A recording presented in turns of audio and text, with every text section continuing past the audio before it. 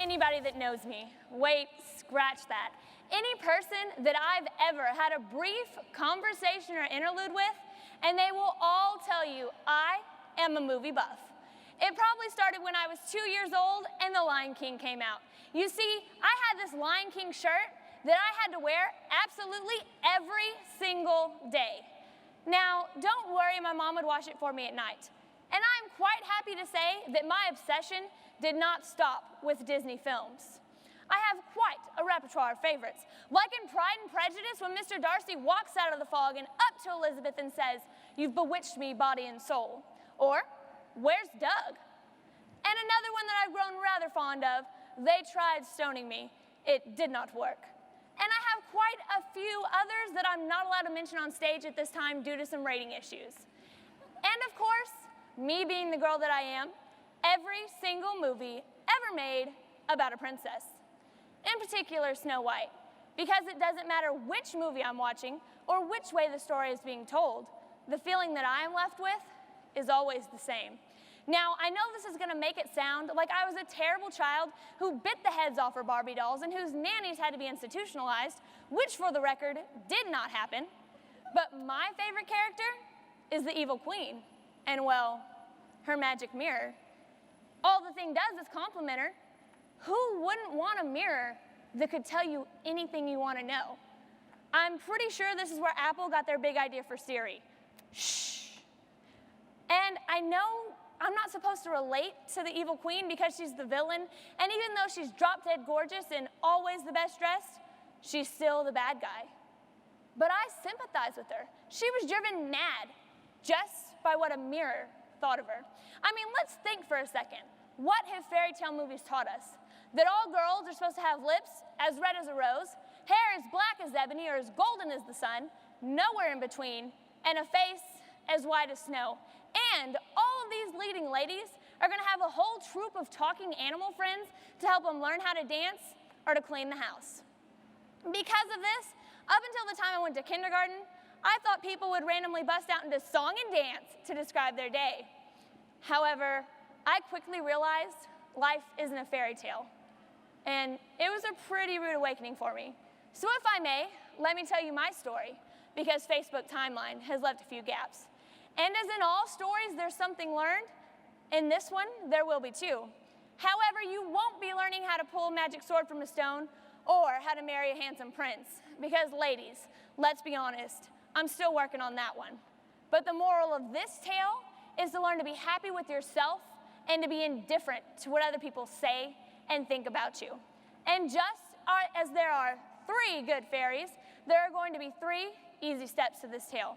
Stop yourself, discover yourself, and finally, love yourself by living for yourself. So now, where to begin? Oh yes, with the most cliche of phrases, once upon a time. In the not-so-far-away land of San Antonio, there lived a girl, me. She wasn't locked away high in a tower or forced into servitude. She was just your average middle school student going through her awkward stage. She was complete with braces, glasses, and clumsiness. And all this girl wanted was to fit in with the popular girls who wore socks with their slide sandals and sat in the cool section of the cafeteria. So in vain the girl tried to be just like them. And at last, she had thought she had succeeded. She thought, finally, I fit in. And it wasn't until she was looking at herself in the mirror and she whispered, "Mirror, do I finally belong?" And its answer was her reflection, but it wasn't truly her. It was shallow and empty. All of her individuality was gone. It was a sickening sight. The girl was disgusted with herself. Why had she spent so much time trying to be someone she didn't want to be? For what? To make some girls that were peaking in middle school happy? It was then and there that she decided to throw out that story and write her own. It was at that moment that she decided to stop living for others and to start living for herself. So it appears that we have reached the first step of our tale. Stop yourself from comparing, listening, and living for others.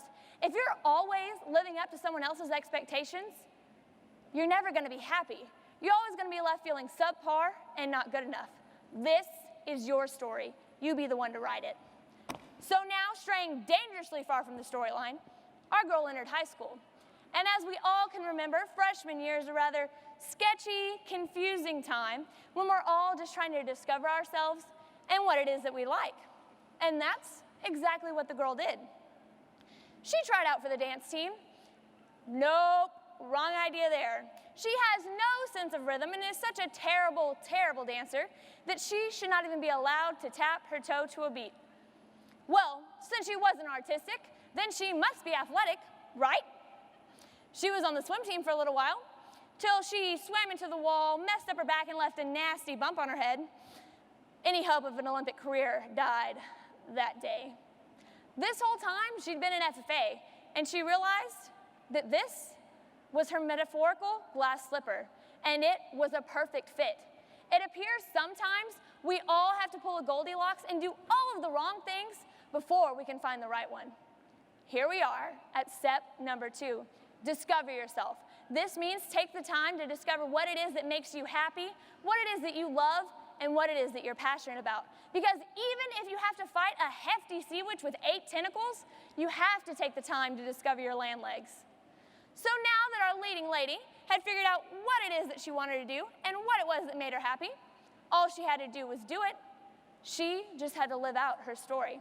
And as in all good tales, there's a few misadventures and near-death experiences. It was her freshman year, and she was going to an ag contest in Houston when suddenly they hit traffic. We were in the white vans, and I don't know how many of y'all remember white vans, but let's just say it was a party where nobody wore seatbelts.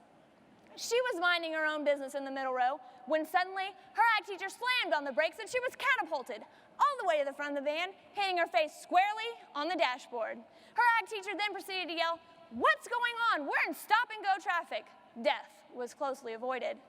It was a few years later when she was on yet another ag trip with her goofy but lovable sidekick Holden and her ag teacher when suddenly she began choking on a mint. Why was she choking on this mint?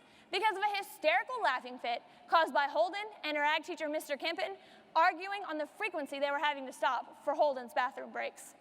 Needless to say, it wasn't until she was purple in the face, gasping for air, that she finally coughed up the icebreaker. And all of her companions had been able to say, other than stare in shock, was, "Are you okay?" And that big city girl had a time fit from the storybooks, visiting the county courthouse, playing with live rattlesnakes, and driving down the main drag of Quanah, Texas with some of her very best FFA friends. It seems that our leading lady had realized that she was happy. And this brings us to our step, bippity boppity boo, step 3. Love yourself by living for yourself. Discover what it is that you love, what you want to do, and then you just have to do it. You have to take the time to pursue what makes you happy. So it appears that this chapter of our story is drawing itself to a close. The clock is approaching midnight. But don't worry, I'll leave you with so much more than just the glass slipper. You can't forget about what you learned along the way. Like if someone who claims to be your friend says there's something wrong with you or your personality, stop listening to them. If someone says something's wrong with you, ignore it. And we all have to take the time to discover ourselves and realize our unique talents, such as Sleeping Beauty being able to sleep through a nuclear war going on outside her bedroom, or Belle being able to see past an ugly face and judge on personality alone. And last but not least, we have to love ourselves by living for ourselves, because this is our tale. And there's one more thing that's a little bit unscripted that I would like to add about your tale. Something that whenever your story has to come true, you have to make sure that what does happen is true and try to ensure everybody's happy ending. Make sure that it's always ethical and that everything you're a part of and everything you represent is a part of something you believe in. And I say this now because I realized recently that something happened and I didn't try to ensure somebody else's happy ending. And this time, it worked out for the best. But what if it doesn't happen next time? This is your story. You have all of the power that no evil villain can ever take from you. All you have to do is do it. And then when you go back to the magic mirror, you don't even have to ask it a question. All you have to do is look inside, and you'll see everything you need for your fairy tale ending.